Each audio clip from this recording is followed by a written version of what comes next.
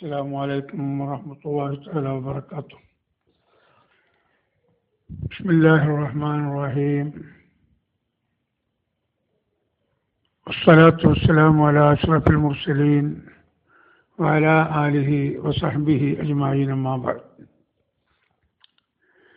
പ്രിയമുള്ള സുഹൃത്തുക്കളെ, ഇന്നലെയും മെഞ്ഞാന്നുമൊക്കെ വലിയ കാറ്റും മഴയൊക്കെ ആയിട്ട് ഇവിടെ നെറ്റിനൊക്കെ വലിയ പ്രോബ്ലമായിരുന്നു. അതുകൊണ്ട് തന്നെ നമ്മളെ ക്ലാസ്സുകളൊന്നും നടന്നില്ല. ഇപ്പോഴും ഇവിടെ കറണ്ടില്ലാത്ത അവസ്ഥയാണ്. അള്ളാഹുവൊക്കെ വേഗത്തിൽ സലാമത്താക്കി റാഹത്താക്കുമാറാകട്ടെ. നിങ്ങൾക്ക് ദുആ ചെയ്യണം. അതൊരു മലയോര മേഖലയാണ്. ഒരു കാറ്റടിച്ചാൽ മതി, അപ്പോഴേക്കും മരം പൊട്ടി വീണ് ഒരുപാട് സ്ഥലത്ത് ലൈനുകളൊക്കെ തകർന്ന് കിടക്കുകയാണ്. ഇത് വേഗം എളുപ്പമാക്കട്ടെ. അള്ളാഹു എല്ലാം റാഹത്താക്കട്ടെ.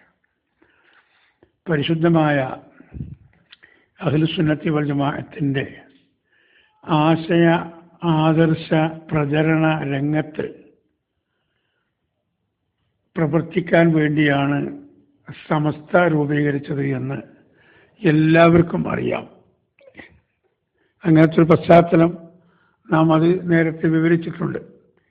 ലോകത്തെവിടെയും ഇങ്ങനെ ഒരു സംഘടന ആദ്യം രൂപീകരിക്കേണ്ടി വന്നിട്ടില്ല. ഇവിടെ ദീനിന് മുൻതൂക്കം നൽകുന്ന മുഅ്മിനീങ്ങൾ പ്രവർത്തിക്കുന്ന ഒരു മേഖലയായതുകൊണ്ട് ഇവിടെയാണ് എല്ലാവിധ ദീനീ വിരോധികളും താവളമാക്കിയത്.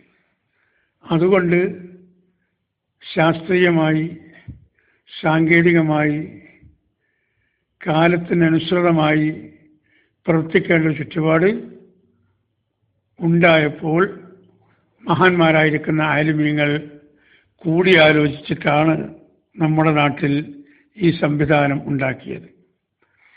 ആ സംവിധാനം ഉണ്ടാക്കിയതിൻ്റെ പേരാണ് സമസ്ത. അത് ചരിത്രപരമായി നാം പഠിക്കൽ അനിവാര്യമാണല്ലോ. അതുകൊണ്ടാണ് സമസ്തയുടെ ചരിത്ര പഠനം എന്ന നിലക്ക് തന്നെ നാം ഈ ക്ലാസ് ജനങ്ങൾക്ക് പറഞ്ഞു കൊടുത്തത്. അള്ളാഹു തൗഫീഖ് ചെയ്ത് ഒരുപാട് ആളുകൾക്ക് അതുകൊണ്ട് ഉപകാരം കിട്ടിയിട്ടുണ്ടെന്ന് ഞാൻ വ്യക്തമായി മനസ്സിലാക്കുന്നു. പലരും എന്നെ നേരിട്ട് തന്നെ വിവരം അറിയിച്ചിട്ടുമുണ്ട്. ഇപ്പോഴൊന്നുകൂടി നമ്മുടെ ഈ സംഘടനയുടെയും സംഘടനയ്ക്ക് നേതൃത്വം നൽകുന്ന മഹാന്മാരായ നേതാക്കളുടെയും പ്രസക്തി വർദ്ധിച്ചിരിക്കുകയാണ്. നമ്മുടെ തൊട്ട് അയൽപക്ക രാജ്യമായ ബംഗ്ലാദേശിൽ 98% മുസ്ലിമീങ്ങളാണുള്ളത്. ആ മുസ്ലിമീങ്ങളിൽ ശൈഥില്യമുണ്ടാക്കിക്കൊണ്ട് ജമാഅത്തെ ഇസ്ലാമി എന്ന, അല്ലെങ്കിൽ മുജാഹിദിൻ്റെ മറ്റൊരു പതിപ്പാകുന്ന മറ്റൊരു സംഘടന അവിടെ പ്രവർത്തന രംഗത്ത് വന്നപ്പോഴാണ് ഈ ബംഗ്ലാദേശ് എന്ന് പറയുന്ന നമ്മുടെ അയൽ രാജ്യത്ത് പ്രശ്ന കുലുഷിതമായത്.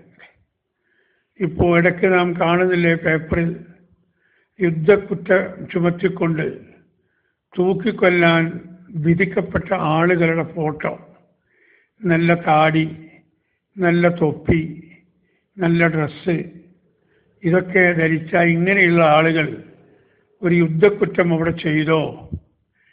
ആ രാജ്യത്തെ ഗവൺമെൻറ് തീരുമാനിക്കുന്നതാണ് ആ കുറ്റം. ആ രാജ്യത്തിൻ്റെ അഖണ്ഡതക്കും അതിൻ്റെ നിലനിൽപ്പിനും എതിരായി ഈ കക്ഷികൾ പ്രവർത്തിച്ചതിൻ്റെ പേരിലാണ് അവർക്കെതിരെ യുദ്ധക്കുറ്റം ചുമത്തിയത്. അങ്ങനെ വിചാരണ നേരിട്ട് അവർ കുറ്റവാളികളാണെന്ന് കോടതി മനസ്സിലാക്കി അത് പരസ്യപ്പെടുത്തി, എന്നിട്ട് അവരെ തൂക്കിലേറ്റുകയാണ് ചെയ്തത്. അവർ ആലിമീങ്ങളാണെന്നവർ അവകാശപ്പെടുന്നു. അവർ ജനങ്ങൾക്ക് നേതൃത്വം നൽകുന്നവരാണെന്ന് അവകാശപ്പെടുന്നു. എങ്കിൽ ഇങ്ങനെയുള്ള സാഹചര്യത്തിലേക്ക് എങ്ങനെ അവർ എത്തിച്ചു? അവിടെയാണ് നാം മനസ്സിലാക്കേണ്ടത്. പരിശുദ്ധമായിരിക്കുന്ന ദീനിൻ്റെ വിധിവിലക്കുകൾ 100% അവർ ലംഘിച്ചു. എന്നിട്ട് വിവരമില്ലാത്ത ആളുകളെ പറഞ്ഞ് ധരിപ്പിച്ച് അവരെ എന്തൊക്കെയോ അവരെ തലയിൽ കയറ്റി പരിശുദ്ധമായിരിക്കുന്ന ദീനിന് വിരുദ്ധമായ പ്രവർത്തനങ്ങളിൽ അവർക്ക് പ്രചോദനം നൽകി അവരെ ചാവേറുകളാക്കി. അവരും നശിക്കുന്നു, അവരോടൊപ്പം ഒരുപാട് ആളുകൾ വേറെയും നശിക്കുന്നു. ഇസ്ലാമിൻ്റെ നിയമം എന്താണ്? അൽ മുസ്ലിമു മൻ സലിം അൽ മുസ്ലിമൂന യദിഹി വലിസാനിഹി. തൻ്റെ നാവിൽ നിന്നും തൻ്റെ കരങ്ങളിൽ നിന്നും മറ്റ് മുസ്ലിമീങ്ങൾ രക്ഷപ്പെട്ടാലേ ഇവൻ യഥാർത്ഥ മുസ്ലിമാകൂ എന്ന് അഷ്റഫുൽ ഹഖ് താഹ റസൂലുള്ളാഹി ഇസ്ലാമിൻ്റെ അധ്യായം നമുക്ക് പഠിപ്പിച്ചു തരണം. അതിന് ഘടകവിരുദ്ധമായിട്ടല്ലേ ഈ ആക്രമങ്ങൾ മുഴുവനും നടക്കുന്നത്? അതിനെതിരെ എന്ന് മിണ്ടാൻ അവിടെയുള്ള ഈ ആലിമീങ്ങളാണെന്ന് പറയുന്ന, അല്ലെങ്കിൽ ഈ ജമാഅത്തിൻ്റെ മുജാഹിദിൻ്റെ മറ്റ് ഉൽപ്പന്നങ്ങളുടെ നേതാക്കളാണെന്ന് പറയുന്നവർ തൻ്റെ ഇടം കാണിക്കാത്തതിന് പേരിൽ നിരവധി സാധാരണക്കാരായിരിക്കുന്ന ബംഗ്ലാദേശിലെ പ്രവർത്തകർ, നാട്ടുകാർ, സാധാരണക്കാരാണ് ഈ ലോകത്തോട് യാത്ര പറയേണ്ടി വന്നത്.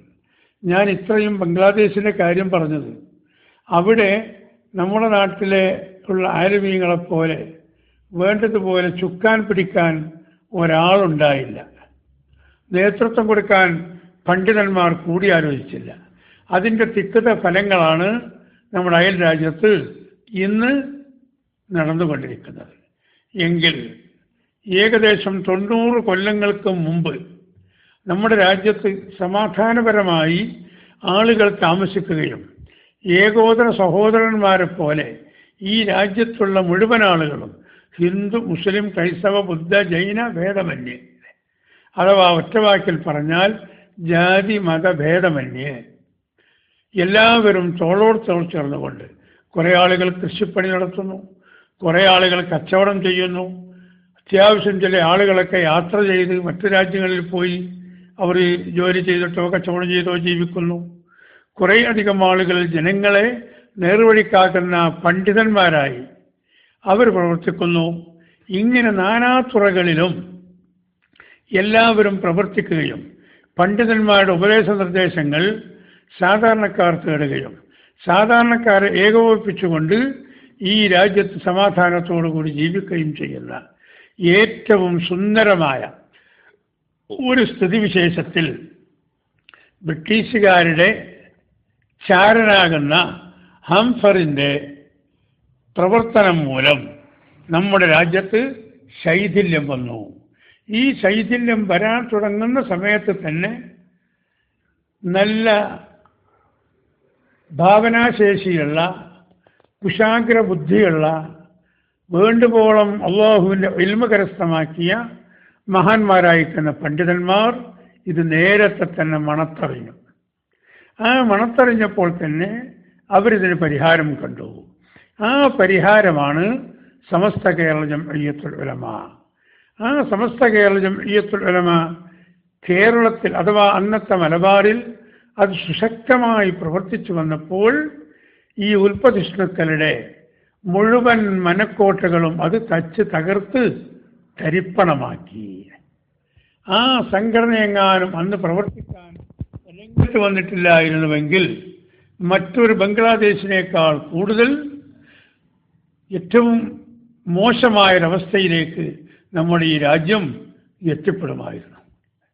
അതുകൊണ്ടാണല്ലോ സ്വാതന്ത്ര്യത്തിന് മുമ്പ് രൂപീകൃതമായ സമസ്ത കേരള ജംഇയ്യത്തുൽ ഉലമ, അങ്ങ് ജംഇയ്യത്തുൽ ഉലമയുടെ നേതാക്കൾ ഈ രാജ്യത്തെ സ്വാതന്ത്ര്യത്തിന് വേണ്ടി മറ്റ് മതക്കാരോടൊപ്പം ഒന്നുകൂടി പറഞ്ഞാൽ ഒരടി മുന്നിലായിക്കൊണ്ട് തന്നെ ബ്രിട്ടീഷുകാരെ ആട്ടിപ്പായിപ്പിക്കാൻ ഈ രാജ്യത്ത് നിന്ന് അവരെ തുരത്താൻ മുസ്ലിമീങ്ങൾ അഹോരാത്രം രംഗത്ത് വന്നു.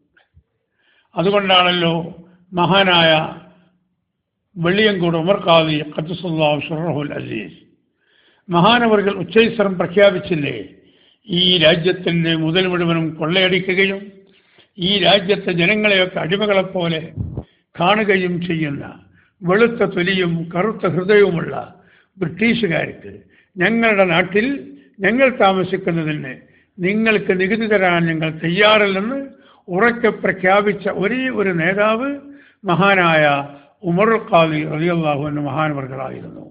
എന്തായിരുന്നു അത്? ഹുബ്ബുൽ വതനി മിനൽ ഈമാൻ. താമസിക്കുന്ന, അധിവസിക്കുന്ന, താൻ ജനിച്ചു വളർന്ന ഈ രാജ്യത്തിനോട് മഹബത്ത് കാണിക്കൽ, കൂറ് കാണിക്കൽ ഇസ്ലാമിക വിശ്വാസ പ്രമാണങ്ങളിൽ അതിപ്രധാനമേറിയതാണ്. അതുകൊണ്ട് തന്നെയല്ലേ 962 പിന്നീട് 965 971 പാകിസ്ഥാനുമായും ചൈനയുമായുമൊക്കെ നമ്മുടെ രാജ്യം ഏറ്റുമുട്ടേണ്ട ഒരു ഗതികേട് വന്നു. ഒരു സന്ദർഭം വന്നു. ആ സന്ദർഭത്തിൽ പാകിസ്ഥാൻ ഒരു മുസ്ലിം രാജ്യമാണ്. അവിടെയുള്ളവരൊക്കെ മുസ്ലിമീങ്ങളാണ്. ആ മുസ്ലിമീങ്ങളും മുസ്ലിമീങ്ങളല്ലാത്തവരും താമസിക്കുന്ന ഇന്ത്യ രാജ്യത്തോട് യുദ്ധം ചെയ്യുന്നത്.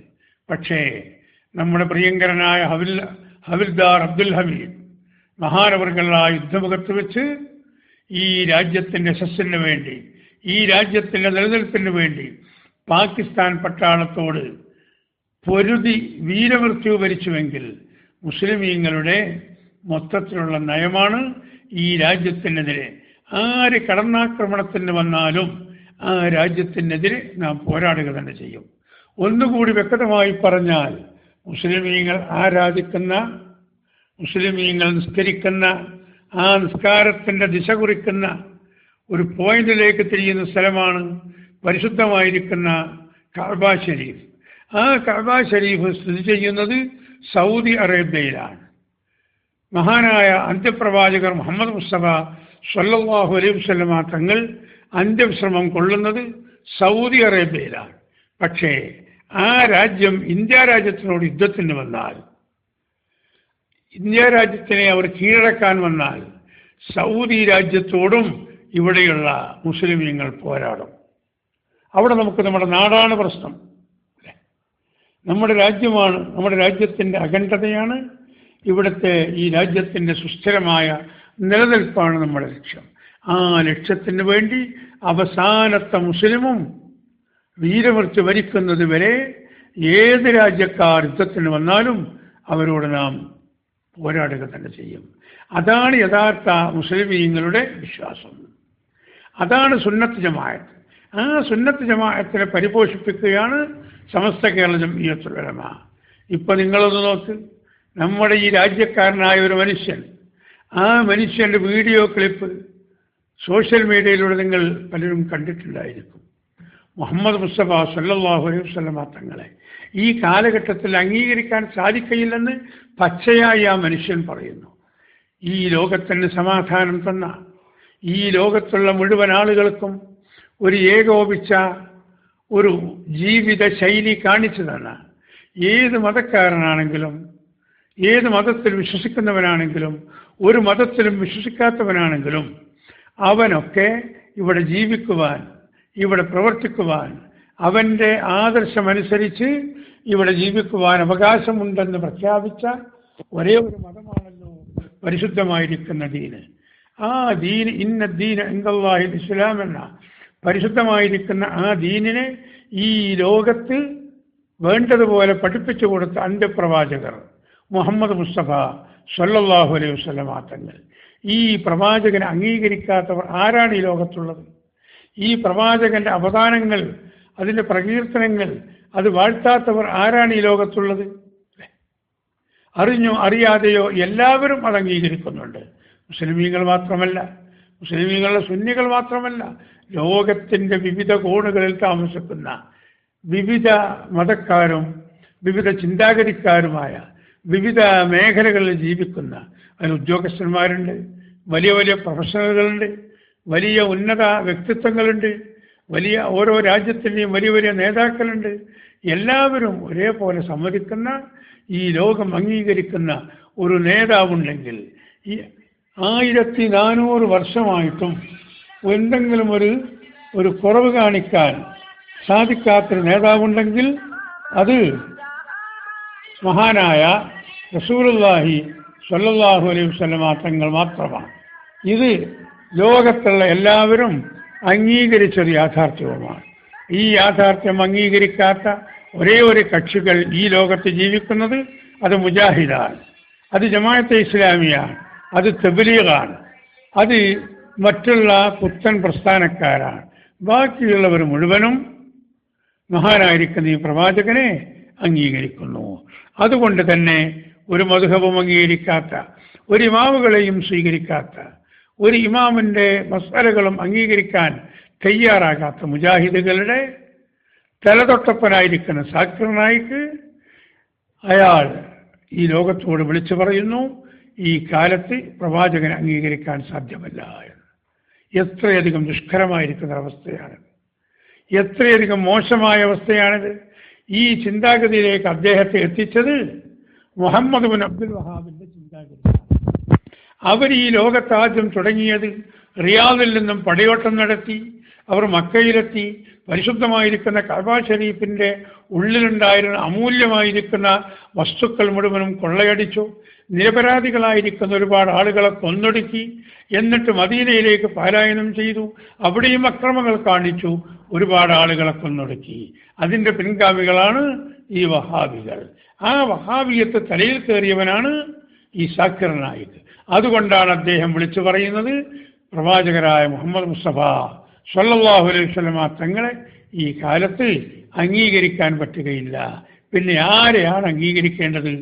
ഈ നായിക്കിനെയോ നായിക്ക് പ്രദാനം ചെയ്യുന്ന ഈ ശിഥിലീകരണ പ്രവർത്തനത്തിന് വേണ്ടി മാത്രം ഇവിടെ സമയം കണ്ടെത്തുന്ന വഹാബികളെയാണോ പ്രദാനം ചെയ്യേണ്ടത്? അത് നാം ഒന്ന് പരിശോധിക്കാം. ഇന്ന് ഇവർ പ്രവർത്തിച്ചു കൊണ്ടിരിക്കുന്ന, ഇന്നത്തെ ഈ 20-ാം നൂറ്റാണ്ടിൽ ഇവർ പ്രവർത്തിച്ചു കൊണ്ടിരിക്കുന്ന ഈ സംഘടനയെക്കുറിച്ച്, ഈ ആശയത്തെക്കുറിച്ച് 90 കൊല്ലം മുമ്പ് മഹാന്മാരായിരിക്കുന്ന പണ്ഡിതന്മാർ ജനങ്ങൾക്ക് പഠിപ്പിച്ചു കൊടുത്തു.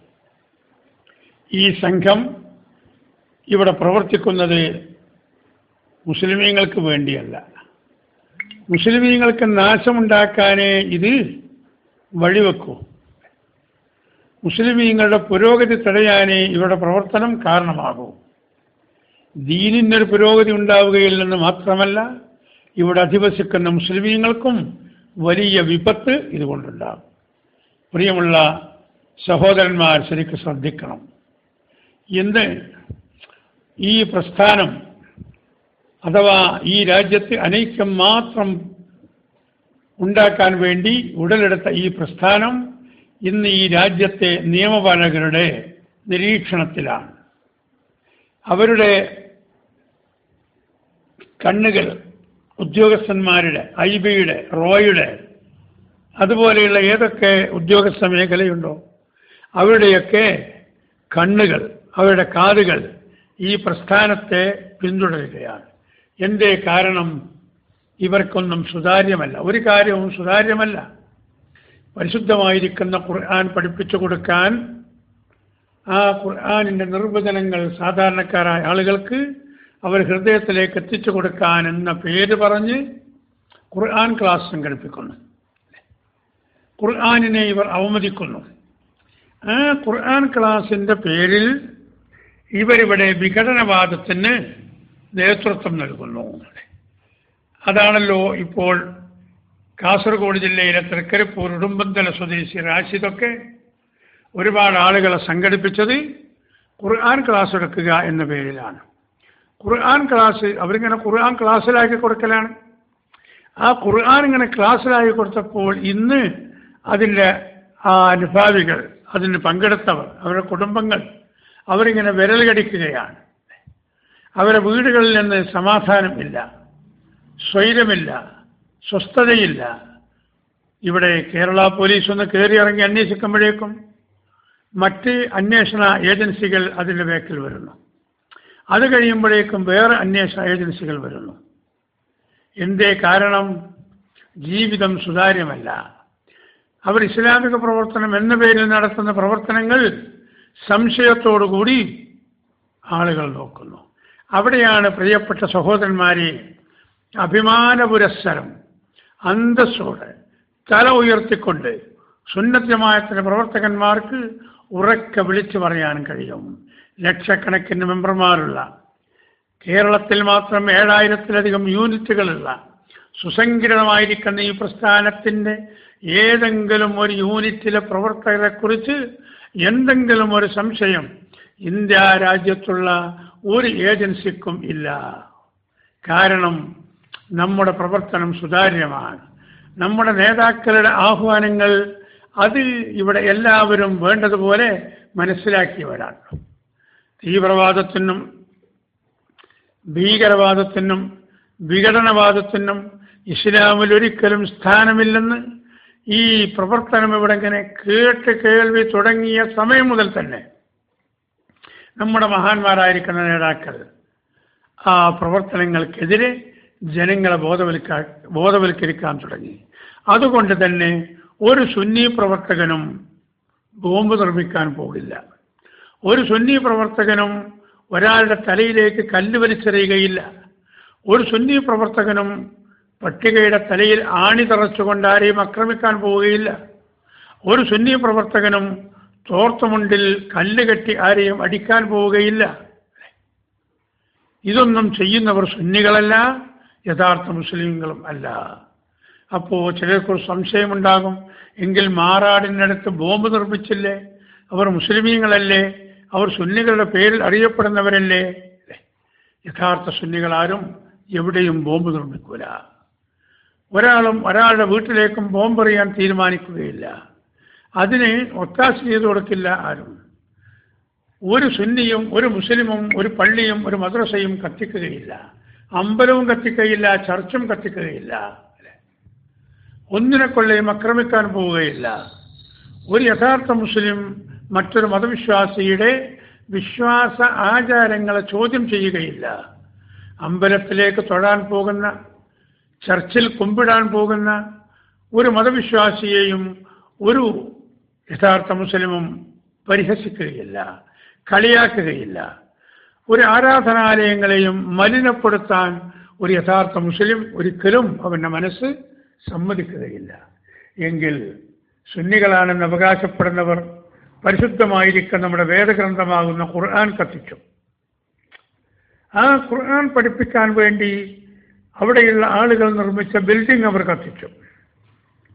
ആ രാജ്യത്ത് സമാധാനത്തോടുകൂടി എല്ലാവരും കഴിഞ്ഞുകൂടട്ടെ എന്ന് മനസ്സിലാക്കി ആശയപരമായ അഭിപ്രായ വ്യത്യാസമുള്ളതിൻ്റെ പേരിൽ ഇപ്പുറത്ത് സ്വന്തം പേരിൽ സ്ഥലം വാങ്ങി അത് രജിസ്റ്റർ ചെയ്ത് അത് വില്ലേജ് ഓഫീസിൽ നിന്നും പഞ്ചായത്ത് ഓഫീസുകളിൽ നിന്നും ആധികാരികമായ റെക്കോർഡ് വാങ്ങി അതിൽ ബിൽഡിംഗ് എടുത്ത് ബിൽഡിംഗ് പള്ളിയായി തീരുമാനിച്ച് നാളെ അത് ഉദ്ഘാടനം ചെയ്യാനിരിക്കുകയാണെങ്കിൽ സമുദായത്തിൻ്റെ ശത്രുക്കൾ ഇന്ന് രാത്രി അത് പോയി അടിച്ച് പൊളിച്ച് തകർത്ത് കളഞ്ഞു.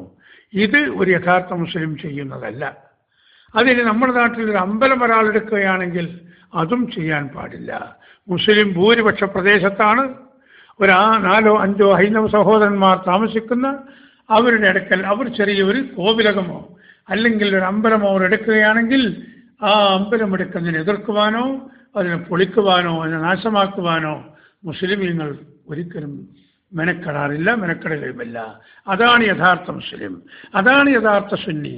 ആ സുന്നികളുടെ നേതാക്കൾ മഹാനായ കാന്തപുരം ഉസ്താദ് അവർകൾ, അതുപോലെയുള്ള നേതാക്കൾ എല്ലാ സ്ഥലത്ത് പരിപാടി നടത്തുമ്പോഴും അവിടെ കൂടിയിരിക്കുന്ന ആപാലവൃദ്ധം ജനങ്ങളോട് 10,000-കണക്കിന് ആളുകൾ ചില സ്ഥലത്തുണ്ടാകും, ലക്ഷങ്ങൾ തന്നെ ഒരുമിച്ച് കൂടുന്ന പരിപാടി ഉണ്ടാകും.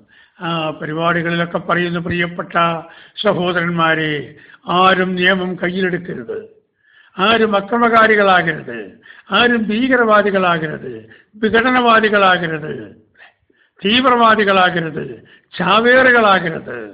നാം സ്വയം നശിക്കാൻ പാടില്ല, മറ്റുള്ളവരെ നശിപ്പിക്കാനും പാടില്ല. ഇതാണ് ഇസ്ലാമിൻ്റെ തത്വം. നമുക്കിവിടെ സമാധാനപരമായി ജീവിക്കാം. ഈ രാജ്യത്ത് ജീവിക്കാൻ എല്ലാവർക്കും അവകാശമുണ്ട്. എല്ലാവരും ഇവിടെ ജീവിക്കണം, എല്ലാവർക്കും ഇവിടെ തൊഴിലെടുക്കണം, എല്ലാവർക്കും ഇവിടെ കൃഷി ചെയ്യണം, എല്ലാവർക്കും ഇവിടെ ആരാധിക്കണം. മുസ്ലിമീങ്ങളുടെ രൂപത്തിൽ ആരാധിക്കട്ടെ, മറ്റുള്ളവർ മറ്റുള്ളവരുടെ രൂപത്തിൽ ആരാധിക്കട്ടെ. അങ്ങോട്ടും ഇങ്ങോട്ടും കൊമ്പ് കോർത്തുകൊണ്ടോ അതല്ലെങ്കിൽ മറ്റെന്തെങ്കിലും സ്വാരസ്യങ്ങൾ ഉണ്ടായിക്കൊണ്ടോ നമ്മുടെ രാജ്യത്ത് ജീവിച്ചാൽ അത് എല്ലാവർക്കും വലിയ അപകടമാണ്. അത് നമ്മുടെ സമാധാനത്തെ തകർക്കുകയാണെന്ന് മഹാന്മാരായിരിക്കുന്ന നേതാക്കൾ ജനങ്ങളെ ഉത്ബോധിപ്പിച്ചപ്പോൾ യഥാർത്ഥ സുന്നികളൊക്കെ യഥാർത്ഥമായിരിക്കുന്ന മാർഗത്തിൽ ജീവിക്കാൻ തുടങ്ങി.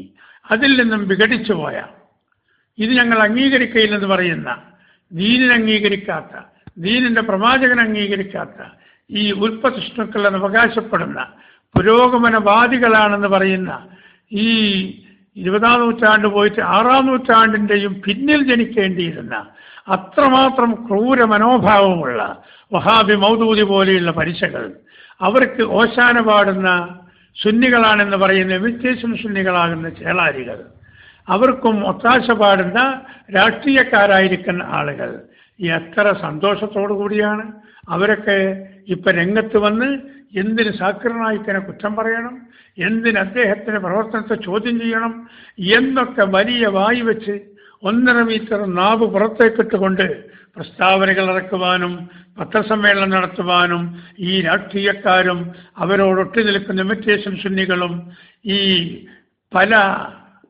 ഘടകങ്ങളായി ഗ്രൂപ്പുകളായി തല്ലി പൊളിഞ്ഞ് പിരിഞ്ഞുകൊണ്ടിരിക്കുന്ന വഹാബി മൗദൂദി പരിശകളുമൊക്കെ ഒരു മുക്കൂട്ട് മുന്നണിയായിക്കൊണ്ട് ഒന്നായി അവർ രംഗത്ത് വരുന്നുണ്ടെങ്കിൽ അവിടെയാണ് സമസ്ത കേരള ജംഇയ്യത്തുൽ ഉലമയുടെ പ്രസക്തിയും സമസ്ത കേരള ജംഇയ്യത്തുൽ ഉലമയുടെ ആധികാരികതയും നാം മനസ്സിലാക്കേണ്ടത്.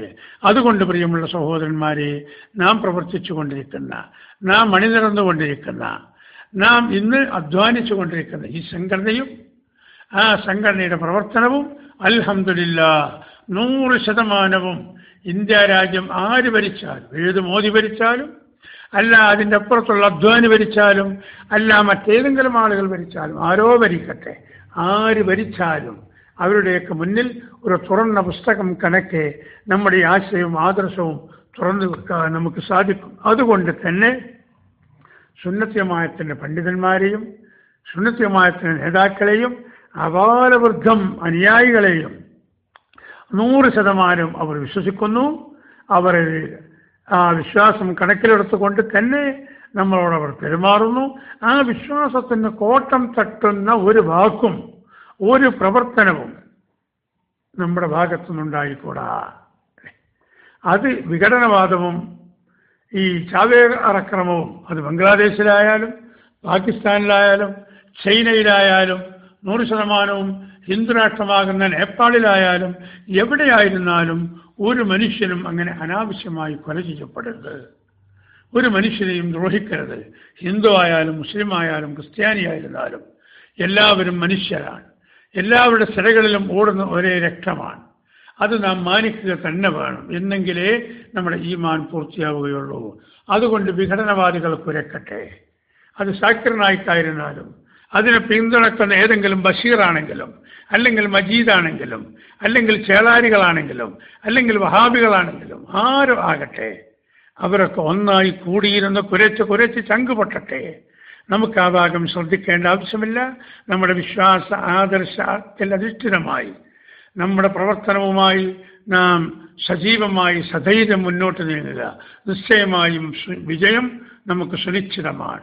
ഇൻഷാ അള്ളാഹ് ഇതിൻ്റെ ബാക്കി കാര്യങ്ങളും കൂടി ഈ സമസ്തയുടെ പ്രവർത്തനത്തിൻ്റെ ഫലമായി ഈ രാജ്യത്തുണ്ടായ നേട്ടങ്ങൾ, ഇപ്പോൾ ഉണ്ടായിക്കൊണ്ടിരിക്കുന്ന നേട്ടങ്ങൾ നമുക്ക് വിശദീകരിക്കാനുണ്ട്. ഇൻഷാ അള്ളാഹ് നമുക്കത് വരും ദിവസങ്ങളിൽ പറയാം. എല്ലാവരും ദുആ ചെയ്യണമെന്ന് അഭ്യർത്ഥിച്ചുകൊണ്ട്, എനിക്കും കുടുംബത്തിനും വേണ്ടി ദുആ ചെയ്യണമെന്ന് അഭ്യർത്ഥിച്ചുകൊണ്ട്, എല്ലാവരും ഇത് ഷെയർ ചെയ്യുകയും വേണ്ടതുപോലെ കേട്ട് പഠിച്ച് മനസ്സിലാക്കുകയും ചെയ്യണമെന്നും നിങ്ങളോട് അഭ്യർത്ഥിച്ചുകൊണ്ട് ദുആ വസിയ്യത്തോടെ ആഖിറു ദഅവാന അൽഹംദുലില്ലാഹി റബ്ബിൽ ആലമീൻ. അസ്സലാമു അലൈക്കും വറഹ്മത്തുള്ളാഹി.